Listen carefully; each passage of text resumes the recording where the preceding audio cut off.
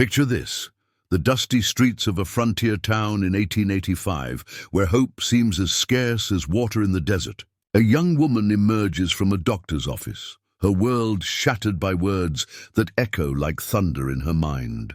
But sometimes, when all seems lost, fate sends an unlikely angel in worn leather boots and a weathered hat. What happens when a stranger's kindness becomes the first step toward an impossible healing? This is a story that will remind you why love remains the most powerful medicine of all. If stories of hope, courage, and unexpected love touch your heart, hit that subscribe button and join our community of dreamers who believe in second chances.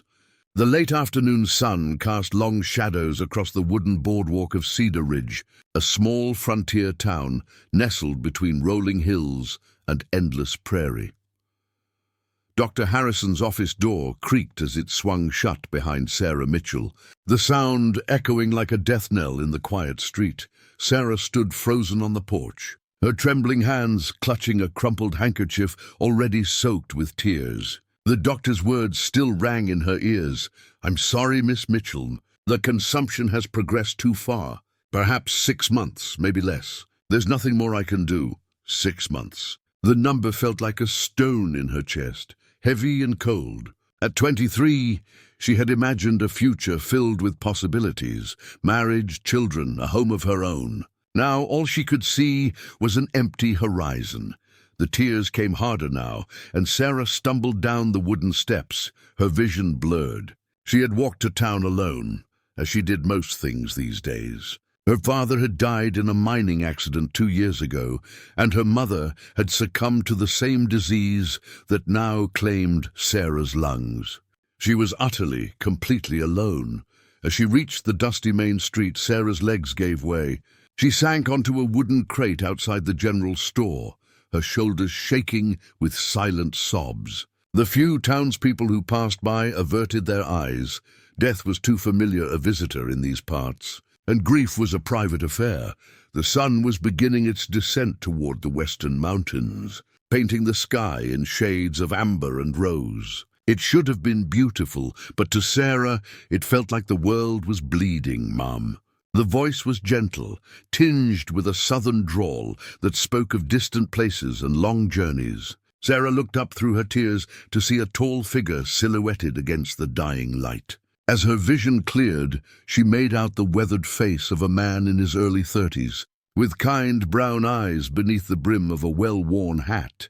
He was dressed like most cowboys who passed through Cedar Ridge, leather chaps over worn denim, a faded blue shirt and boots that had seen countless miles. But there was something different about him, something in the way he held himself that suggested both strength and gentleness. "I don't mean to intrude," he continued, removing his hat to reveal dark hair touched with premature gray at the temples. "But you look like you could use a friend." Sarah wiped her eyes, embarrassed to be seen in such a state by a stranger. "I'm fine," she managed, though her voice betrayed the lie. The cowboy studied her for a moment, then slowly lowered himself to sit on an adjacent crate, maintaining a respectful distance. "Name's Jake Morrison," he said quietly. "And I've been where you are, sitting alone with the weight of the world on my shoulders." Something in his voice made Sarah look at him more closely. There was pain there, old and deep, but also something else. A quiet strength that seemed to radiate from him like warmth from a campfire.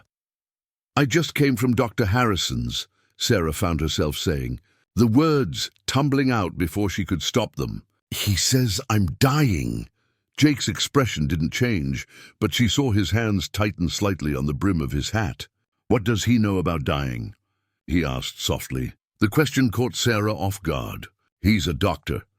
So was the man who told me I'd never walk again after a horse threw me and crushed my leg." Jake gestured to his boots, planted firmly on the ground. "That was 5 years ago." Sarah stared at him, searching his face for signs of deception, but finding only honest conviction. "But consumption, it's different. It's a word," Jake interrupted gently. "Just a word that men use when they don't understand something. But I've seen miracles, ma'am. I've seen people heal when everyone said they couldn't. I've seen love work wonders that no medicine ever could." The tears started again, but this time they felt different, less like despair and more like the first drops of rain after a long drought. "I don't even know your name," Jake said, his voice barely above a whisper. "Sarah," she replied. "Sarah Mitchell." "Well, Miss Sarah Mitchell." Jake stood and extended his hand to her. "I've got a proposition for you." Sarah looked at his outstretched hand, calloused from years of hard work, but steady and sure. "What kind of proposition?" "Come with me," he said simply. "I've got a small ranch about a day's ride north of here. Nothing fancy, but it's peaceful. Good air, clean water, and all the time in the world to heal body and soul." Sarah's heart raced. "I couldn't possibly. I don't even know you." Jake's smile was gentle but determined. "You don't know me, that's true. But you know what you've got here. Loneliness and a death sentence from a man who's never seen a real miracle. What I'm offering is hope, Miss Mitchell. And sometimes hope is the strongest medicine there is." The sun had nearly disappeared behind the mountains now, and the first stars were beginning to appear in the darkening sky. Sarah felt as if she stood at a crossroads, with one path leading back to her empty boarding house room and slow death, and the other stretching into the unknown with this mysterious cowboy who spoke of miracles. "Why?" she whispered. "Why would you help a stranger?" Jake was quiet for a long moment, his eyes distant. "Because someone once helped me when I had nowhere else to turn. And because," he paused, meeting her gaze directly, "because I believe God puts people in our path for a reason. Maybe I'm supposed to be your healing, Miss Mitchell. And maybe you're supposed to be mine." Dawn broke crisp and clear over Cedar Ridge as Sarah stood outside the boarding house with a small carpet bag containing all her worldly possessions. She had spent the night wrestling with Jake's offer, alternating between hope and terror. In the end, it was the memory of his steady brown eyes and the quiet conviction in his voice that made her decision. Jake was waiting by the livery stable with 2 horses, a sturdy bay, gelding, and a gentle-looking mare with kind eyes. He had traded his worn clothes for a clean shirt and vest, though his boots and hat remained the same. When he saw Sarah approaching, his face lit up with a smile that seemed to chase away the morning chill. "I wasn't sure you'd come," he admitted, taking her bag and securing it to the mare's saddle. "Neither was I," Sarah replied honestly. She had never ridden a horse before, a fact that must have shown on her face because Jake's expression grew gentle. "Don't worry," he said, helping her into the saddle with careful hands. "Rosie here is as gentle as they come. She'll take good care of you." As they rode out of town, Sarah felt the curious stares of early risers who had come to witness the strange sight of the dying Mitchell girl leaving with a mysterious cowboy.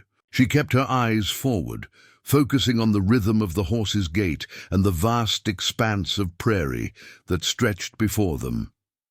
The morning air was crisp and clean, carrying the scent of sage and wildflowers. For the first time in months, Sarah found herself breathing deeply without the sharp pain that usually accompanied the action. It might have been her imagination, but she felt as if her lungs were already beginning to clear. "Tell me about your ranch," she said, as they settled into an easy pace. Jake's face softened with obvious affection. "It's not much to look at from the outside. Just a small cabin and a barn, maybe 50 head of cattle. But it sits in a valley between 2 hills, with a creek running right through the middle. The water's so clear you can see the bottom, and in the evenings the sunset turns the whole valley gold."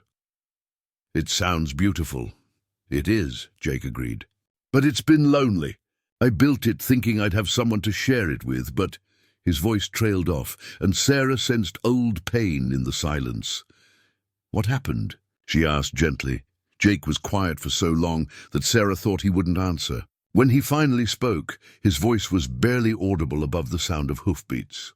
"Her name was Elizabeth. We were engaged to be married, had the whole future planned out. Then the fever came through town and she—" He cleared his throat. "That was 3 years ago."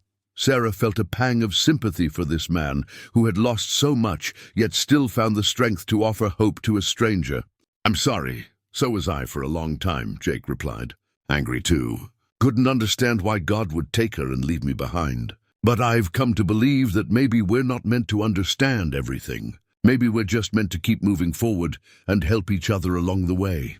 They rode in comfortable silence for a while, the sun climbing higher and warming their backs. Sarah found herself studying Jake's profile, the strong line of his jaw, the way his eyes constantly scanned the horizon, the gentle way he handled his horse. There was something about him that made her feel safe, as if his very presence could hold back the darkness that had been closing in around her. "Can I ask you something?" Sarah said as they stopped to rest the horses by a small stream. "Anything. Yesterday, when you said you'd be my healing, what did you mean?" Jake helped her down from the saddle, his hands strong and steady on her waist. "I meant that sometimes healing isn't about medicine or doctors. Sometimes it's about having someone believe in you when you can't believe in yourself. It's about having a reason to fight, a reason to hope." He knelt by the stream and cupped the clear water in his hands, offering it to her. "Drink," he said simply. The water was cold and sweet, unlike anything Sarah had tasted in town. As she drank, she felt something shift inside her, not physical, but deeper. It was as if a door that had been locked tight was beginning to crack open. "I don't understand what's happening to me," she whispered. Jake's eyes were warm with understanding. "You don't have to understand it, Sarah. You just have to trust it." As they prepared to continue their journey, Sarah caught sight of her reflection in the stream. The pale, hollow-eyed woman who had left Cedar Ridge that morning seemed to have been replaced by someone with color in her cheeks, and a spark of something that might have been hope in her eyes. "Jake," she said as he helped her back onto Rosie. "Yes? Thank you for believing in miracles." His smile was like sunrise. "Thank you for giving me a reason to believe in them again." The Morrison Ranch appeared before them like something from a dream. Jake hadn't exaggerated. The small valley was indeed a pocket of paradise, with rolling green hills on either side and a crystal-clear creek meandering through the center. The cabin was modest but well-built, with a wide porch and windows that caught the afternoon light. Wildflowers dotted the meadow, and cattle grazed peacefully in the distance.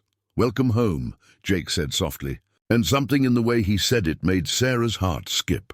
The next few weeks passed like pages in a beautiful book. Jake had prepared a small room for Sarah, complete with a comfortable bed and a window that looked out over the valley. He was the perfect gentleman, never presuming anything beyond friendship. But his care for her was evident in countless small ways. Each morning, he would bring her fresh milk from his cow and eggs from his chickens. He showed her how to tend the small garden behind the cabin, teaching her the names of herbs and vegetables with the patience of a born teacher. In the evenings, they would sit on the porch and watch the sunset paint the sky in brilliant colors, while Jake played his guitar and sang old songs in his rich baritone. But it was the quiet moments that meant the most.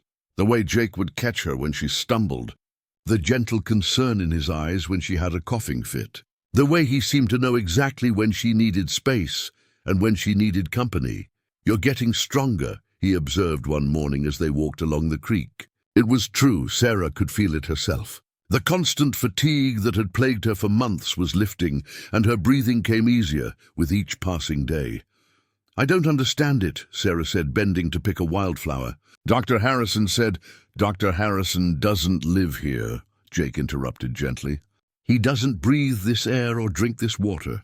He doesn't have someone who believes in his healing." Sarah looked at him, this man who had become so important to her in such a short time. "Is that what you think is happening? That I'm actually healing?" Jake stopped walking and turned to face her fully. "I think," he said carefully, "that you're remembering how to live. And sometimes that's the same thing." That evening, as they sat on the porch watching the stars emerge, Sarah found the courage to ask the question that had been growing in her heart. "Jake, what happens when I'm well? Do I go back to town?" Jake's hands stilled on his guitar strings. "Do you want to go back?" "No," Sarah said without hesitation. "But I can't stay here forever as your charity case." Jake set down his guitar and turned to face her, his expression serious. "Sarah, you haven't been my charity case for weeks now. You've been—" He paused, searching for the right words. "You've been the reason I wake up smiling. You've been the laughter in this house and the light in my days. You've been my healing just as much as I've been yours." Sarah's heart raced. "What are you saying?" "I'm saying that I love you," Jake said simply. "I know it's fast, and I know it's complicated, but I can't pretend anymore that what I feel for you is just friendship. You've brought life back to this place, Sarah. You've brought life back to me." Tears sprang to Sarah's eyes, but for once they were tears of joy. "I love you too," she whispered. "I think I have since that first day when you offered me hope." Jake reached for her hands, his touch gentle but sure. "Then stay. Not as someone I'm helping, but as my partner. My wife, if you'll have me. Help me run this ranch, raise a family, build a life together. But what if the sickness comes back? What if Dr. Harrison was right?" Jake's grip on her hands tightened. "Then we'll face it together. But Sarah, look at yourself. Really look. You're not the same woman who left that doctor's office in tears. You're strong and healthy and beautiful, and you're going to live a long, full life. I believe that with everything in me." Sarah looked down at their joined hands, his weathered and strong, hers no longer pale and trembling, but warm and steady. She thought of the woman she had been just weeks ago, convinced she was dying, and marveled at the transformation that love and hope had wrought. "Yes," she said, her voice clear and strong. "Yes, I'll marry you, Jake Morrison." As he pulled her into his arms and kissed her under the star-filled sky, Sarah felt the last of her old fears melt away. She was no longer the dying woman who had stumbled out of Dr. Harrison's office. She was Sarah Mitchell, soon to be Sarah Morrison, and she was very much alive. 6 months later, on a crisp autumn morning, Sarah stood in front of the mirror in her bedroom, adjusting the simple white dress that Jake had bought for her in the nearest big town. Her reflection showed a woman transformed, cheeks rosy with health, eyes bright with happiness, and a smile that seemed to radiate from within. A soft knock at the door interrupted her thoughts. "Come in," she called. Jake entered, handsome in his best suit, his hair neatly combed and his boots polished to a shine. But it was the expression on his face that took her breath away, pure love and wonder, as if he couldn't quite believe his good fortune. "You're beautiful," he said softly. "You clean up pretty well yourself." "Cowboy," Sarah replied, reaching up to straighten his tie. "Are you ready for this?" Jake asked, his hand settling gently on her waist.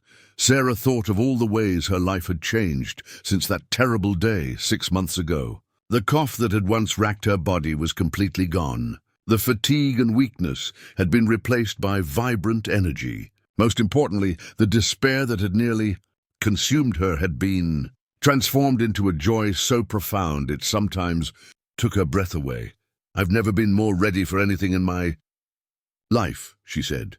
The wedding ceremony took place in the meadow beside the creek, with the local preacher officiating and a small gathering of neighboring ranchers and their families as witnesses. Even Dr. Harrison had made the journey from Cedar Ridge, his face a mixture of amazement and professional curiosity as he observed Sarah's remarkable transformation. As Jake slipped the simple gold band onto her finger, Sarah felt as if her heart might burst with happiness.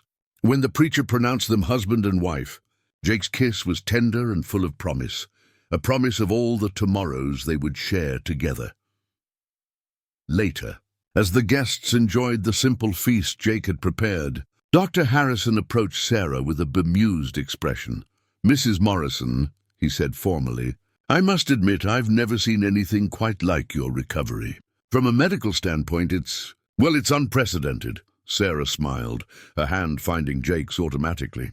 "Sometimes the best medicine isn't found in a bottle, Doctor." Dr. Harrison nodded slowly. "Perhaps you're right. Perhaps there are forces at work that we don't fully understand." He paused, then added quietly, "I'm glad I was wrong, my dear. Very glad indeed." As the sun began to set over the valley, painting the sky in brilliant shades of gold and crimson, the guests gradually departed, leaving Jake and Sarah alone on their porch. Sarah leaned against her husband's strong shoulder, marveling at how perfectly she fit there. "Do you ever think about that day?" Jake asked softly. "The day we met? Every day," Sarah replied. "I think about how close I came to giving up and how you appeared, like an answer to a prayer I didn't even know I was praying." Jake's arm tightened around her. "I think about it too, about how empty my life was before you, and how you brought meaning back to everything." They sat in comfortable silence, watching the stars emerge one by one in the darkening sky. In the distance, they could hear the gentle lowing of cattle and the soft murmur of the creek. It was the sound of home, of peace, of a life built on love and faith. "Jake," Sarah said suddenly, "I want to do something." "What's that, darling?" "I want to help other people the way you helped me. People who have lost hope, who think their story is over. I want to show them that miracles are real, that love can heal, that there's always a reason to keep fighting." Jake's smile was radiant. "I think that's a beautiful idea. We could start by opening our home to people who need a place to heal, a place to remember how to hope." "The Morrison Ranch Home for Healing," Sarah said, testing the words. "It has a nice ring to it." "It does indeed, Mrs. Morrison, it does indeed." As they rose to go inside their home, their sanctuary, their beginning, Sarah paused to look back at the valley one more time. 6 months ago, she had been a woman without a future, convinced that her story was ending. Now she was a wife, a healer, a living testament to the power of love to transform even the darkest circumstances. The cowboy who had watched her leave the doctor's door in tears had kept his promise. He had been her healing, just as she had been his. And together they would spend the rest of their lives proving that sometimes the most powerful medicine of all is simply believing that tomorrow can be better than today. In the distance, a coyote howled at the moon, and Sarah smiled. It wasn't a sound of loneliness anymore, but of wild freedom and endless possibility. Just like her life with Jake, wild, free, and full of infinite promise.